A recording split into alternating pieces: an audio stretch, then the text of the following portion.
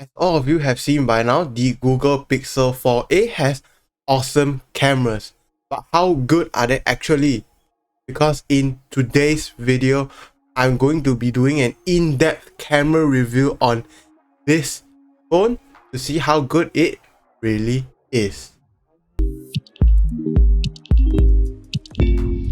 Hey there, I'm TZH with Technological Gadgets, bringing you the best in tech and making it work for you.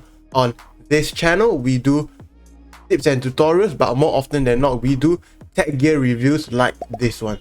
So if you like that kind of content, make sure you leave a like and subscribe to help support this channel as well. First, let's talk about the camera app itself. The camera UI doesn't give much in terms of manual control, though you can adjust exposure and brightness as well as enabling RAW, switching between the camera settings, notably night mode, portrait mode and stuff like that, and of course the amazing Google Lens integration.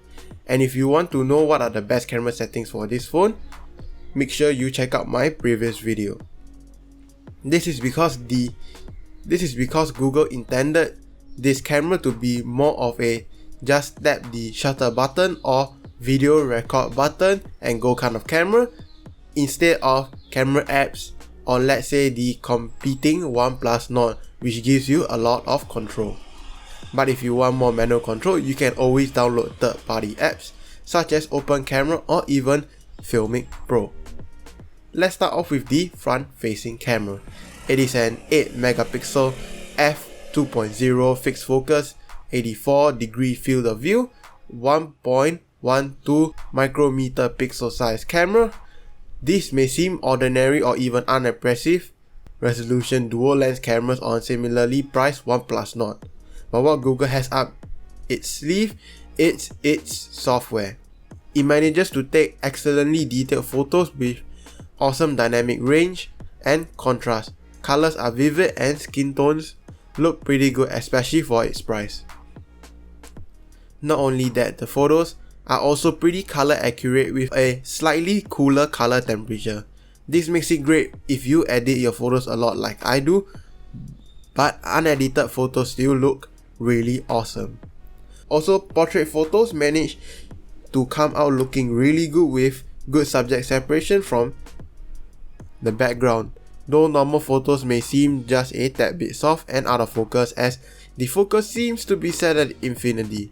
And at night you can turn on selfie illumination, which will light up the screen around the viewfinder. This along with night mode, yes, night mode on the front facing camera makes nighttime photos so much better, with having much better visibility and overall less graininess, as well as preserving much of the dynamic range and great colors, which is awesome. As for video, it manages to take good looking ones with a maximum of 1080p at 30 frames and no 60fps video, which is pretty sad. But thankfully selfie illumination is still available for those nighttime vlogs. Still, it has awesome dynamic range, contrast and colors just like the photos. But the video is a bit shaky and there is no optical or electronic stabilization as far as I can see, though the mic is surprisingly good and records in stereo. Sadly, it picks up a lot of background noise.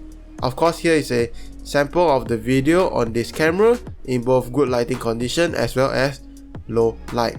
Other than that, I recommend you to buy a cheap tripod or even gimbal to reduce the shakiness and use a microphone, which I have reviewed one, link down in the description below, or even your inline earbud microphone to reduce much of that background noise. And this is how the front facing camera looks like and also sounds like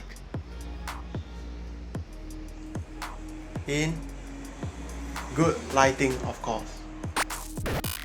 Before moving on to the front facing camera, I would like to ask you the question of the day. What smartphone are you currently using right now? And how good is the cameras? Let me know down in the comment section below, and I'm sure to reply to every single one of your comments. Also, if you like this video so far, make sure you leave a like and subscribe to support this channel. And now to the main rear facing camera.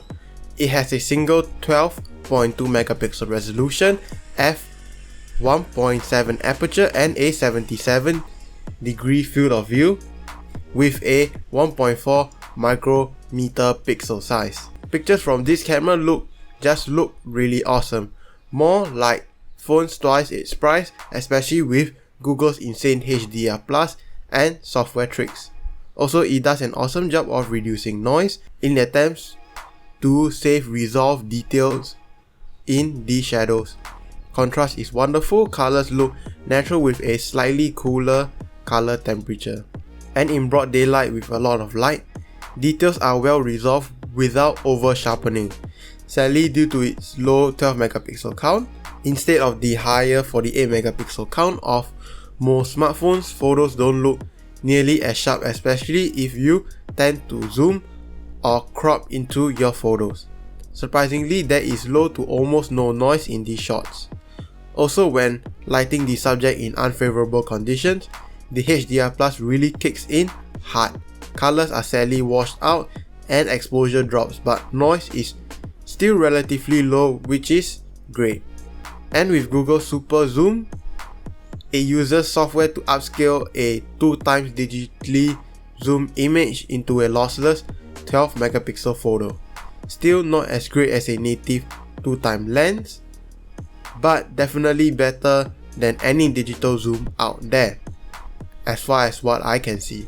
But here is where the fun really kicks in. At night, admittedly, your hands need to be pretty steady. If not, you could always use a tripod or gimbal and photos just turn out incredible considering its price. White balance is accurate, though a little cooler. Noise is surprisingly low, colors are vivid. Also, Google Super Zoom works in night mode, which is awesome in my opinion.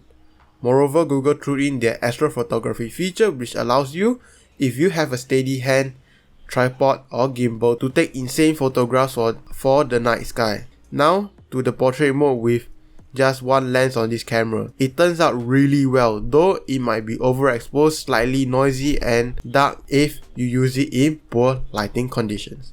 But overall, subject separation is good and can even rival smartphones with more lenses and being more expensive. Also, the autofocus is fast and videos on this lens is awesome, like the photos, allowing you to shoot 4K 30 and 1080p 60 and so forth. Of course, choose mainly 4K 30 and 1080p 60 if you want more smoothness. Videos have awesome dynamic range, white balance and colors while being detailed, minimally noisy and looking natural with great stabilization, though not as good as the iPhone SE. Also, it does have slow motion, which surprisingly works really well, and panorama as well if you want to use these modes along with Google Lens integration. But other than that, that's it for my Pixel 4a in-depth camera review. I and many others out there personally think that this is an awesome camera for its price, especially on a smartphone. And I personally think that with some color grading in Lightroom or Snapseed, photos will look even better with the ability of destroying the very budget end of the point and shoot market. Of course, drop a like if you like this video, subscribe, which is completely free but helps this channel a lot. For more content just like this, also make sure to stay tuned to my full Pixel 4a review, which will be coming out real soon, so make sure you are stay tuned to that.